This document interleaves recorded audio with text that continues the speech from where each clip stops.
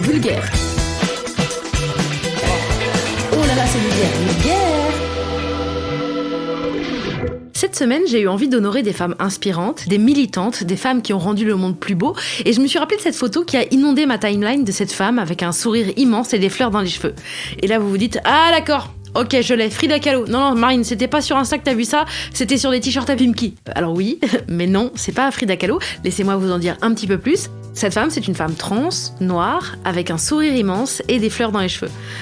Là, j'ai un peu l'impression, j'avoue, d'être ma mère qui joue au jeu du post-it. Alors, je suis une femme, d'accord. Pas un personnage fictif, d'accord. J'existe dans la vraie vie. Est-ce que je m'aime bien ? Oui ? Ok. Je souris, vous dites, et j'ai des fleurs dans les cheveux. Est-ce que je suis Frida Kahlo ? Non. Vraiment pas Frida Kahlo, hein. Ne serait-ce que parce que j'ai dit, elle a un grand sourire. Est-ce que vous avez déjà vu une seule photo ou une seule peinture de Frida Kahlo qui sourit ? Non. Si elle avait joué au poker avec Patrick Bruel, il aurait été plumé, le gars. Non, en faisant quelques recherches, j'ai appris que cette femme s'appelait Marsha P. Johnson, qu'elle avait beaucoup compté dans différents combats, et je me suis dit, ouais, je vais faire un vulgaire sur elle. Alors j'en ai parlé à mes amis, je leur disais, ouais, non, là, je suis sous l'eau, là, je fais un épisode par jour pour la semaine du 8 mars. Je vais en faire un notamment sur Marsha P. Johnson, je faisais un peu ma ligne, je faisais celle qui connaissait alors qu'en fait pas du tout. Et en général, ils me disaient, ah ouais, d'accord, ouais, j'en ai entendu parler. Et moi, je répondais, ouais, si t'en as entendu parler, c'est parce qu'elle est décédée l'année dernière, c'est pour ça, il y a des gens qui ont fait des hommages et tout. J'ai même eu une conversation avec ma copine Marina qui m'a dit, ah ouais, je vois, mais attends, l'année dernière, t'es sûre qu'elle est morte l'année dernière ? C'est pas plutôt en janvier ? Non, parce que moi, ça me semble plus récent que ça. Et moi, je dis, non, je te jure, je crois bien que c'est l'année dernière. Alors, pour info, elle est décédée en 92. Donc voilà, donc le niveau de ridicule de la conversation de Marina et Marine, 8000 au moins. Bref, vous l'avez compris, à part sa photo et le fait, bien sûr, évidemment, que c'était pas Frida Kahlo, je ne connaissais rien d'elle. Du coup, j'ai regardé sur Internet et je vais vous expliquer ce que j'ai compris. Marsha P. Johnson est née le 24 août 1945 dans une ville qui s'appelle comme la reine, Elizabeth, dans le New Jersey. Elle est assignée garçon à la naissance et dès ses 5 ans, elle commence à mettre des robes. Moi, 5 ans, c'est approximativement l'âge où j'ai arrêté de vouloir en porter parce que les cuisses qui frottent l'été ou le collant qui descend l'hiver. Spécial dédicace à toutes mes sœurs grosses. Bon, après, la différence avec moi, c'est que personne ne m'a jamais harcelée parce que j'en mettais ou parce que les gens trouvaient ça anormal. Pour Marsha, c'est différent, alors elle a arrêté d'en porter le temps de grandir un peu et de rencontrer des gens un peu moins cons. Bon, pour les gens moins cons, c'est un peu raté puisqu'elle est victime de viol par un de ses jeunes voisins, un adolescent. Alors pour info, je ne parle d'elle qu'avec des pronoms féminins et je parle d'elle comme une femme trans, mais faut noter qu'elle ne s'est jamais vraiment définie en tant que telle parce que transgenre, c'était pas un mot qu'on utilisait à l'époque. Elle se définissait comme une personne gay, travestie et une queen, comme s'appellent elles-mêmes les drag queens en fait. Les drag queens et les filles bourrées qui se parlent dans le miroir pour s'auto-remonter le moral en boîte. Yo, queen Stéphanie, ne doute jamais de toi, t'es belle. Ton mascara cool parce que c'est 5h du mat, qu'on est dans des shots de boîte de nuit et que t'as un peu transpiré en dansant, mais t'es strong and fierce. Ne doute jamais de toi. Yo, queen Stéphanie. Pendant sa jeunesse, Marsha voit le fait d'être gay comme, je cite, une sorte de rêve, malgré une famille plutôt homophobe. Alors pour info, à l'époque aux États-Unis, être gay était un crime, donc l'homophobie c'était limite une fierté. Ah je suis homophobe et fier de l'être. Ouais calme-toi Gérald Darmanin. Attends, faut-il tout accepter sous prétexte que la société évolue ? Chut, Gérald, chut. Voilà. Après son diplôme, elle quitte Elizabethtown, un peu comme Harry et Meghan, pour New York City avec $17 et un sac de fringues. Elle s'installe à Greenwich Village, que si j'ai bien compris, c'est un peu le Marais, c'est un petit peu comme le Marais à Paris. Elle rencontre un tas d'homosexuels et elle finit par faire son coming out. C'est aussi à ce moment-là qu'elle devient drag queen, travailleuse du sexe, et où d'abord elle prend comme nom de scène Black Marsha. Elle définit son drag comme pas sérieux, puisqu'elle explique qu'elle a pas les moyens d'acheter de beaux habits ou du bon maquillage pour faire des trucs de ouf. Michel Visage et Mamarou diraient I was disappointed by her makeup, yeah, but she has a good personality. I did not come to play, I came to slay. Sa personnalité d'ailleurs, c'est qu'elle était drôle et touchante, et pas que sur scène d'ailleurs. Il semblerait aussi qu'elle ait eu une santé mentale fragile et qu'il lui arrivait d'avoir des phases où elle redevenait Malcolm. Alors, c'était pas genre un double maléfique qui disait des trucs du genre « Mais maman, je suis tellement intelligent alors que Dewey a pété sur mon oreiller !» Poupi, poupi, poupi, pou. Poupi, poupi, poupi, pou. Poupi, poupi, poupi, pou. C'est extrêmement gênant. Non, c'était plutôt une sorte de version d'elle si elle ne vivait pas la vie qu'elle vivait à ce moment-là, avec son prénom de naissance, et une virilité et une agressivité exacerbées, c'est-à-dire, si j'ai bien compris, tout le contraire de ce qu'elle était au quotidien. Dans la vie, elle portait des fringues assez flashy, des manteaux de fourrure et beaucoup de fleurs dans les cheveux. Oui, je sais Stéphane, voilà. Comme Frida Kahlo. Exactement. Bah dis donc, c'est super. Vraiment. Dans les documentaires que j'ai vus, on voit ses amis dire elle utilisait toujours ses derniers sous pour acheter des fleurs pour les mettre dans ses cheveux. Il lui disait mais enfin arrête, achète-toi à manger ou garde-les, mais c'est pas l'urgence d'acheter des fleurs. Et elle leur répondait que ces fleurs lui feraient gagner plus d'argent. Il raconte qu'elle avait souvent raison. Avec le temps, elle laisse le surnom de Black Marsha pour s'appeler Marsha P. Johnson. Johnson comme un bar new-yorkais et P comme Pay it no mind. Donc selon la traduction Google, Ne fais pas attention. et selon la mienne, occupe-toi de ton cul. Elle a d'ailleurs, avec tout son culot, expliqué à un juge qui lui avait posé la question un jour pendant un de ses procès. Moi, le P, c'est par rapport à mets-le-toi de ton cul. Moi, si un juge me demande quand je m'appelle, j'ai tellement peur, je pense que je dis je m'appelle-moi comme tu veux. Parce que là, j'ai fait un petit peu pipi. Marsha P. Johnson était souvent sans abri et connue dans tout Greenwich Village pour sa gentillesse, sa générosité. Elle donnait tout ce qu'elle avait, et même tout ce qu'elle avait pas d'ailleurs, parce qu'elle disait qu'elle savait ce que c'était que d'avoir faim ou froid. Elle était connue pour son humour, mais aussi et surtout c'était un symbole. Je vous l'ai dit, à l'époque, être gay aux États-Unis c'était très dur. Pratiquer la sodomie notamment, c'était passible de prison. Alors, ne nous indignons pas trop vite contre les États-Unis, parce qu'en France c'était kiff kiff bourricot. Néanmoins, il y avait quand même des lieux où les personnes LGBT pouvaient se retrouver. Souvent, c'était des bars tenus par la mafia qui, normalement, n'avaient pas le droit de servir des boissons alcoolisées aux homosexuels et dans lesquels danser entre hommes ou se travestir, notamment, était interdit. Bon, après, on va pas se cacher, dans ces bars-là, ils faisaient quand même tout ça. Si j'ai bien compris, pour les personnes qui tenaient ces bars, c'était moins militant que financier. Les personnes LGBT voulaient se retrouver, la mafia avait des lieux, tout était cher, mais elles n'avaient pas le choix, c'était leur seul endroit. C'était le cas d'un bar qui s'appelait le Stonewall Inn. Oui, je sais, ça fait un peu hôtel entre l'Ibis, le Campanile et le Formule 1, mais c'est pas ça. Au Stonewall Inn, il y avait souvent des descentes de flics, déjà parce que ce bar n'avait pas de licence et qu'il continuait à être ouvert en s'arrangeant avec les flics à qui il filait un peu des thunes pour rester ouvert. Et aussi parce que dans les années 60, il y a eu une campagne pour, je cite, débarrasser la ville des bars gays. Alors, des officiers venaient vérifier qu'on ne vendait pas d'alcool à des personnes homosexuelles, que personne ne s'embrassait, que personne ne portait d'habits qui ne correspondaient pas à leur genre. Ces descentes étaient très violentes, il arrivait même que des policiers baissent les sous-vêtements des clients pour vérifier si leurs organes génitaux correspondaient à la façon qu'il ou elle avait d'être habillé. Ils embarquaient souvent du monde et ils n'hésitaient pas même à envoyer des flics en civil pour piéger des clients et des clientes. Dans la nuit du 27 au 28 juin 1969, il y a eu une grosse descente, plus tardive que d'habitude. 8 policiers ont commencé à arrêter très violemment des personnes présentes dans le bar. En général, quand il y avait des descentes de flics comme ça, les gens qui arrivaient à sortir partaient, mais là, ces gens sont restés devant.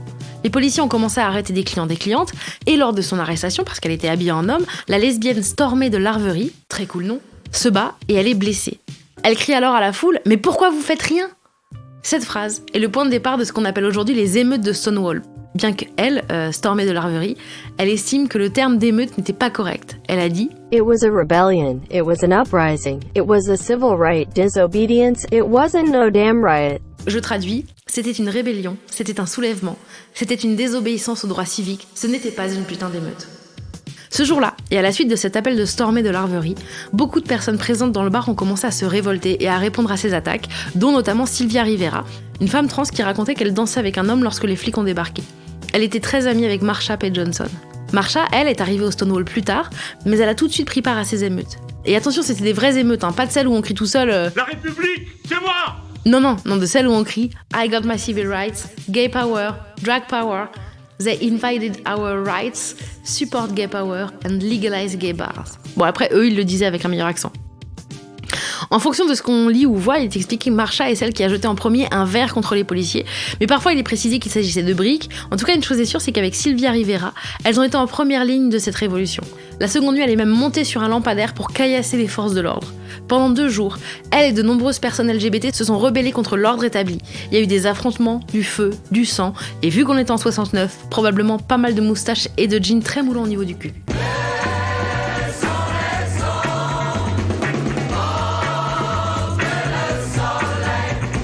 Sur Wikipédia, il est expliqué que ça a duré quand même plus longtemps que 2 jours, mais que ça s'est un peu estompé au final, et notamment, une des raisons, c'est la pluie. Et j'adore parce que c'est quand il y a de la pluie qu'il peut y avoir des arcs-en-ciel, ça c'est cool. Et pendant plusieurs semaines, après ces émeutes, il y a eu des marches de soutien. Et puis, à la suite de tout ça, Marsha et Sylvia prennent part à la création du Gay Liberation Front, le mouvement de libération gay, et 1 an après Stonewall, elles ont participé à la création et à la marche Christopher Street Liberation Day, qui fêtait le premier anniversaire des émeutes. Cette marche sera renouvelée chaque année et sera élargie partout dans le monde. La Christopher Street Liberation Day est devenue ensuite la Gay Pride et puis maintenant la Marche des Fiertés. C'est en souvenir des émeutes de Stonewall que la marche a lieu partout dans le monde le dernier week-end de juin. C'est à partir de Stonewall qu'on estime que la lutte des LGBT aux États-Unis a vraiment commencé publiquement. C'est beau, hein ? Oui, c'est beau, mais il y a un côté un peu moins joli à tout ça. Alors qu'elle faisait partie de l'organisation, Sylvia, Marsha et d'autres personnes travesties et drag queens ont été écartées de la marche car les représentants du Front de Libération Gay estimaient alors que les garçons trop efféminés desservaient la cause. Oui, alors qu'en vrai, elles étaient peut-être très efféminées, mais ça les a pas empêchées de se battre à Stonewall. Mais bon. Bon, en tout cas, pas folle les guêpes, elles décident de se casser du Front de Libération Gay et elles créent ensemble le STAR. Street Transvestites Action Revolutionaries. Une asso qui avait pour but d'aider celles et ceux qu'elles appelaient les oubliés. À l'époque, elles sont elles-mêmes sans abri et elles aident quand même le plus de gens possible. Elles finissent même par investir une maison, la Star House, un squat dédié à aider les sans-abri, les enfants trans, les jeunes gays, lesbiennes, chassés de chez leurs parents à cause de leur sexualité. Tous les gens qui y sont, on les appelle les Star House Kids. Elles veulent combattre l'injustice, l'homophobie, le racisme, les violences policières et la transphobie.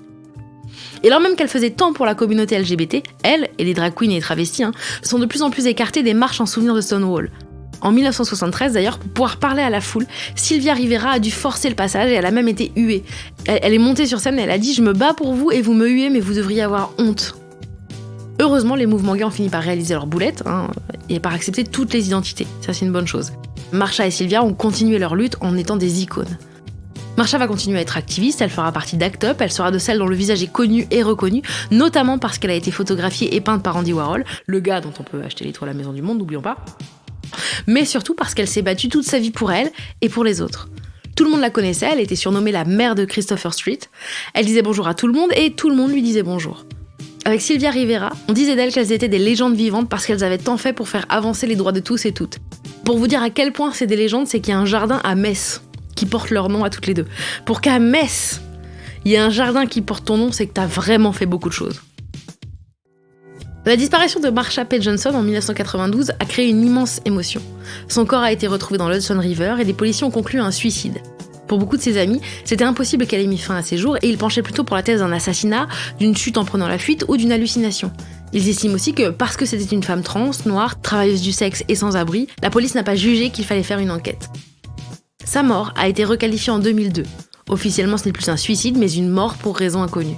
D'autres personnes ont mené l'enquête, il y en a notamment une qui a fait un documentaire sur Netflix, mais personne n'a su trouver ou prouver ce qu'il s'était réellement passé. Si vous voulez en apprendre plus sur Marsha et sur Sylvia Rivera, je vous invite à regarder le documentaire Pay It No Mind, The Life and Times of Marsha P. Johnson. Il est dispo sur YouTube et vous y découvrirez notamment Marsha qui, alors qu'elle se prépare, raconte sa vie. Cette interview a eu lieu 4 jours avant sa mort. On y voit aussi beaucoup Sylvia Rivera, si importante, qui a continué la lutte pour les droits des personnes LGBT jusqu'à son décès en 2002 des suites d'un cancer. I've been in gay liberation ever since the first started in 1969. I was one of the first drag queens to try and help the drag queens and other people have food at Alternate U. Alternate U was one of the places that we first tried to help college queens open their doors to gay liberation. When I started getting in newspapers, on TV stuff for Gay Pride Parade, I was one of the queens that helped feed the queens that were hungry. And I started the Star House, but I didn't actually start the Star House. Sylvia Rivera started the Star House. And I was just one of the queens that was behind her, like the vice president of the Star. Voilà, ça c'était Marsha P. Johnson, mais en vulgaire. Ah mais du coup elle a peint combien d'autoportraits ? Aucun, Stéphane, c'était pas Frida Kahlo, je te dis. Ah, et sinon, moi, je m'appelle Marine Baousson, j'ai écrit, enregistré et produit ce podcast d'après des articles et des vidéos dont tu pourras trouver les références dans les petites infos qui l'accompagnent. Il a été réalisé par Romain Baousson. Ouais, je vais pas te mentir, c'est mon petit frère. Les illustrations sont de Juliette Poney, aucun lien de parenté par contre, et la musique est de Guillaume Bérat du collectif Branx. Je les remercie tous les 3. Vulgaire, c'est un épisode tous les lundis, alors n'oublie pas de commenter, de mettre plein d'étoiles, de t'abonner à mon Instagram et de bien te brosser les dents tous les jours, c'est hyper important. Bonne journée et bisous.